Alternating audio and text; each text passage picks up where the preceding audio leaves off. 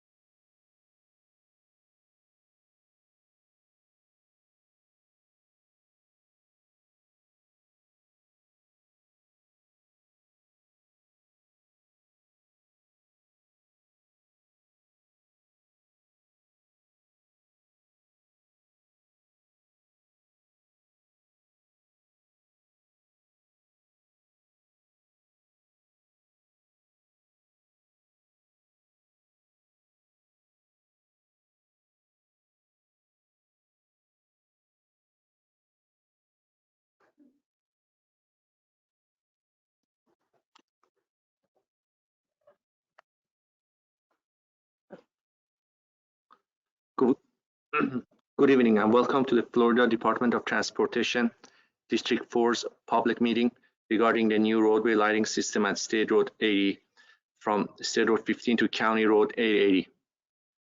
Financial Project ID 441-756-15601. This meeting is being held on Wednesday, December 7th, 2022. The time is now 5:35 p.m.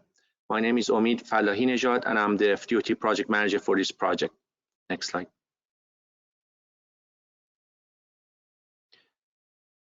Slide number 3, introduction. Before we get started, I would like to introduce the project team that will be presenting today. Slide 4, meet the team.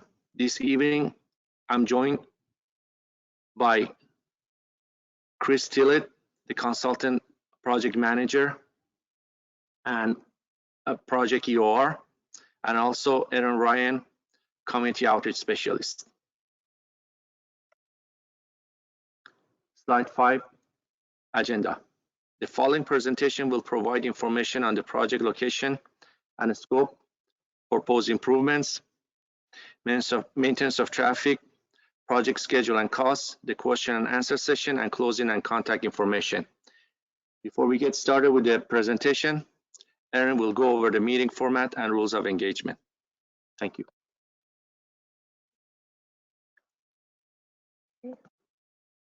Thank you and good evening. Thank you for joining us. Before we get started, we'd like to acknowledge any elected officials. If there's an elected official joining us tonight, you can raise your hand or stand to be acknowledged. Thank you. All right, thank you. Great, thank you for joining us. All right, next slide.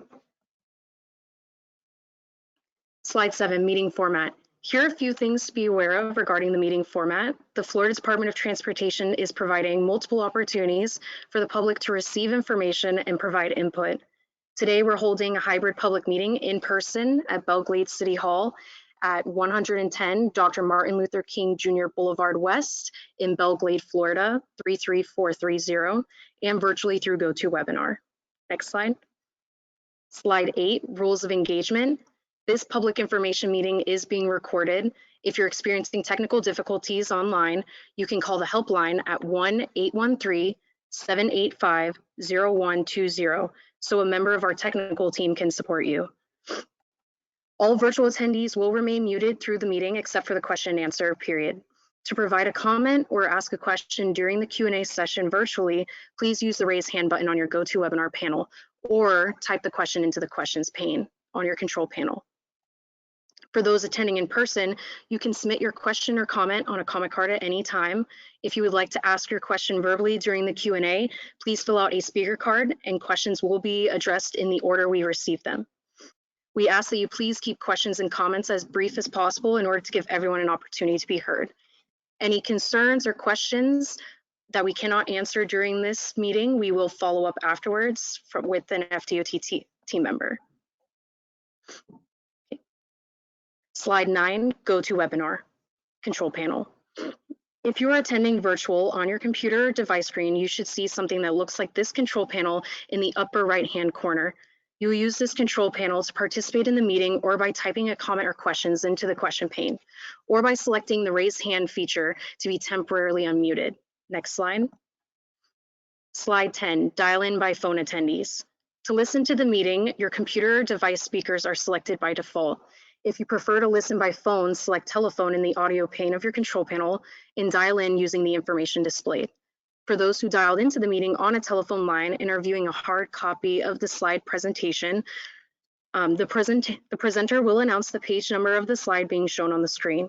The presentation will also be available on the project webpage, which is www.d4FDOT.com/PBF-DOT_80_from_SR_80_CR_880.ASP. Next slide. Slide 11, technical issues. If you happen to have technical issues during the meeting, again, please type your question in the control panel or in the question pane on the control panel, or email david.alberts@QCA-USA or call 1-813-785-0120 and our staff will do their best to assist you. As a reminder, this meeting is being recorded and will be available on the project website after the presentation. Slide 12, public notice. Public notice for this presentation, including information on how to access the meeting platform, was provided in notifications to property owners and tenants in the project area. In addition, emails were sent to interested individuals, elected and appointed officials, government agencies, and persons on the project contact list. This public meeting was advertised in the Florida Administrative Register and via social media. Next slide. Slide 13, non-discrimination policy. The Florida Department of Transportation is required to comply with various non-discrimination laws and regulations, including Title VI of the Civil Rights Act of 1964.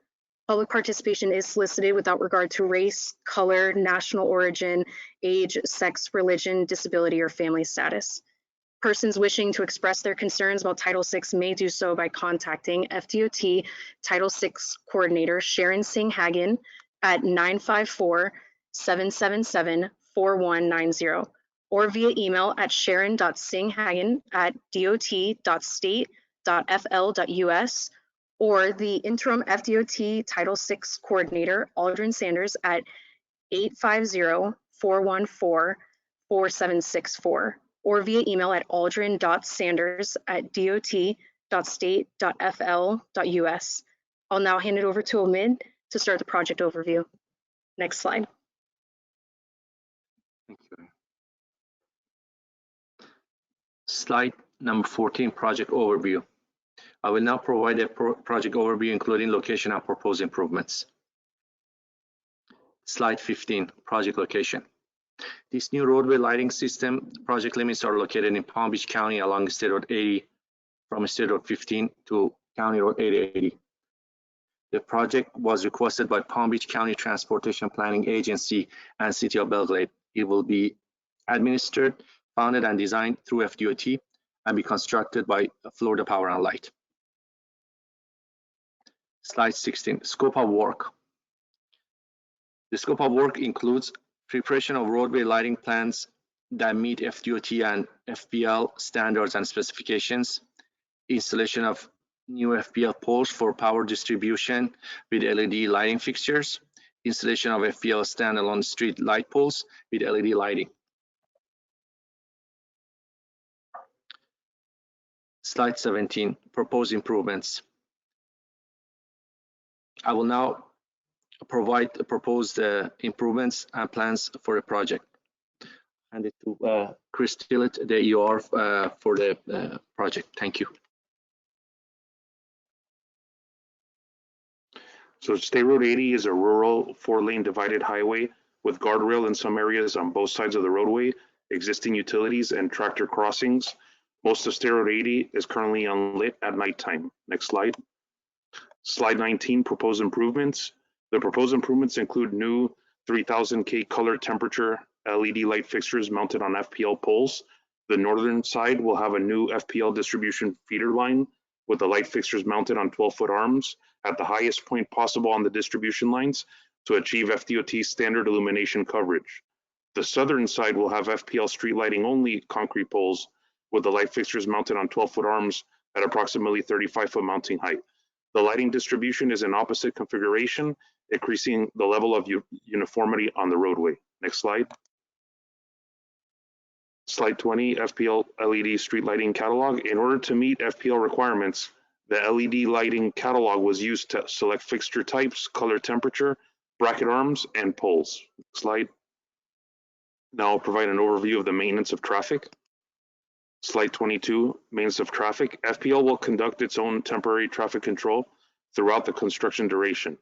The MOT will be done in phases to reduce the inconvenience to the public, and lane closures will occur one lane at a time during non-peak hours to minimize impacts on traffic. No complete road closure will occur. These maintenance of traffic or MOT plans will be reviewed and approved by FDOT. Next slide, the project schedule and cost. Next slide, slide 24. The estimated construction start is in spring 2024. The estimated completion is spring 2025, and estimated construction cost is $26 million. Thank you. We have now reached the question and answer session. First, I'll go over ways to submit your comments and questions. Next slide. Slide 26, question and answers. There are multiple ways to submit comments and questions to the project team. If you're attending in person, we ask that you fill out a speaker card. We'll call the names in order that we receive the cards, and you can ask your question verbally. We will then address comments and questions received from virtual attendees. If you're participating online, you can write a comment in the question box in the GoToWebinar control panel, or you can use the raise hand feature to be heard. Written comments can be submitted through the project website, and you can also email the project manager at omid.falahinejad, which is omid.falahinejad@dot.state.fl.us, or by mail to 3400 West Commercial Boulevard, Fort Lauderdale, Florida 33309. Next slide. Slide 27, about your questions and comments. All comments and questions submitted through these are a part of the project's public record and will be considered during decision making. The recording of this meeting will be sent in a follow-up email to those who registered using an email, and the public comment period will remain open through December 21st, 2022 to accommodate the public viewing the meeting after the live event. This is the date to submit comments. However, comments are able to be submitted at any point and will be addressed. We have now reached the Q&A session. Again, we'll start with in-person questions. Any questions?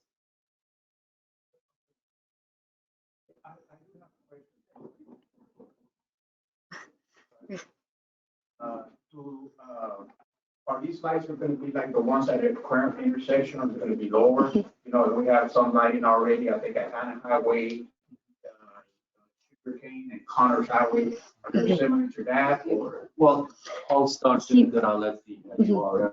Do you want to? I would stand so that you're. Thank you for the question. I'll start and I'll have Chris continue. These lights, it's going to be different in a sense that the ones that you see on the what is out there are standard FDOT aluminum pole lights. These will be FPL lights.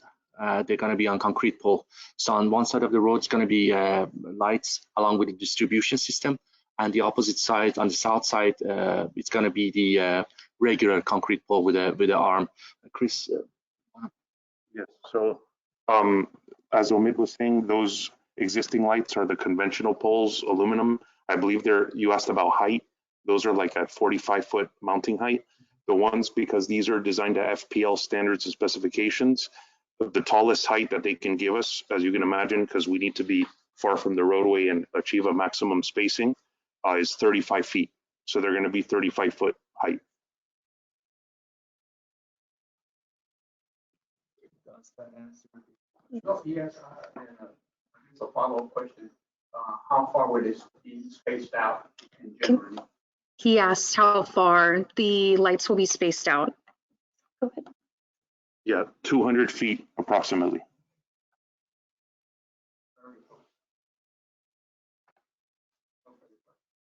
Thank you. Any other questions from the audience? You indicated you start in spring of 2023. 2024. 24, so it's still. I can. Okay, yes. Sir, I can. Thanks for the question. I can elaborate. Now, the dates that we provided, spring of 2024, and this is after collaboration and back and forth with FPL. I mean, bear in mind, as I stated, FDOT is designing and managing this job. However, the construction will be with FPL. And Chris, you want to elaborate a little bit more about the coordination we've been having with Francesca and her team? Yes. So essentially, FPL forces have to, once we finish our design, which will be early next year now, they have to do their own design because they have to construct the entire distribution feeder that's going to go on the north side and then add the lighting. So it's a big collaboration. So they have to do that electrical design, then get that approved, then they have to run some permits, I think, because of the canal right away, et cetera. And then upon that, those are the dates that they gave us since they're the entity that's going to construct the project. Correct. Does that? Yeah, now, who will be maintaining the light? Once they are up and making Yes. sure that all the lights. The maintaining agent, correct. Yeah, once the system is up and running, Palm Beach County will be responsible for maintaining.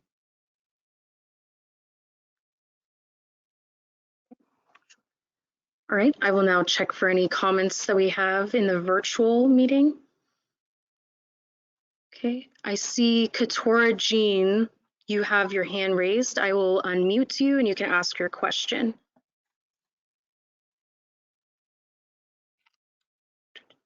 Okay, you should be able to unmute yourself. I see you have your question in the comments as well. Katora Jean asked, are there any environmental impacts that were considered? Thank you, Kator. That's a very good question. I just want to reiterate that we do have, we know that we are in an environmental sensitive area, and FDOT has criteria that we will follow as far as selection of the luminaires. Yeah. So basically, in order to mitigate any environmental impacts, we're utilizing the wildlife sensitive lighting criteria from FDOT, which is a reduced lighting level, for light pollution. And then all the fixtures that we selected had to be on the FPL street lighting catalog, and all of them are full cutoff so that they don't have any light pollution. Katora, can you let us know if that question was answered with our response? You can let us know in the chat or in the question pane. Yes, okay, thank you for your question. Eric McLennan, he also asked, will all improvements be installed within the existing right-of-way, or will conveyances and easements be necessary? No right of way. Everything is going to be within the FDOT's right of way. No right of way is going to be no right of way phase for this project. Please let us know if that. Oh, thank you for your question. Just got your comment. Do we have any other questions in person or online? Okay. Doo-doo-doo. Okay, Katora asked another question. Please. Which end of the project starts first? Katura, thanks. That's a very good question. We have been asking FPL this question for some time, but they have not. They haven't answered us yet. So from my understanding, in order to expedite the construction of this project, and from our meetings that myself, Chris, and FPL had, they are planning with having several units working at the same time. So if I wouldn't be able to say from the middle, beginning of the project site, or from the county road side. So it would be. They told us they're going to have several teams working at the same time. Just want to make sure I answer the question. All right, let us know if that answered it. Thank you so much for your question. And if you have any other ones, okay, perfect, thank you. Thank you for your question. Any other questions online?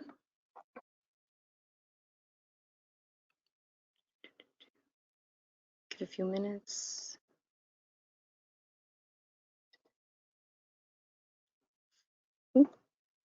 Okay, I'm not seeing any more questions online.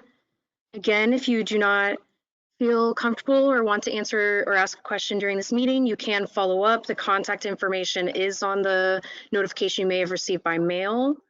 We'll proceed to the next slide, closing in contact. All right, next slide, slide 30, contact information. Thank you again, everyone, for participating in person and online. We hope you found this presentation to be informative and helpful. Again, here's the contact information for our FDOT project manager. You may submit comments to him via email at omid.falahinajad@dot.state.fl.us. That's omid.falahinejad@dot.state.fl.us, or you can submit comments by mail at 3400 West Commercial Boulevard, Fort Lauderdale, Florida, 33309. The contact information will be available on the public meeting notification again that you might have received by mail, and you can use the QR code on the screen to visit the project website. We'll upload a copy of this presentation and a recording of this meeting to the project website as well. And if there are no other questions, all right. Thank you again for joining this meeting. Sorry. Okay, thank you so much for joining this meeting. If you have any questions, please feel free to ask us at any time. Thank you.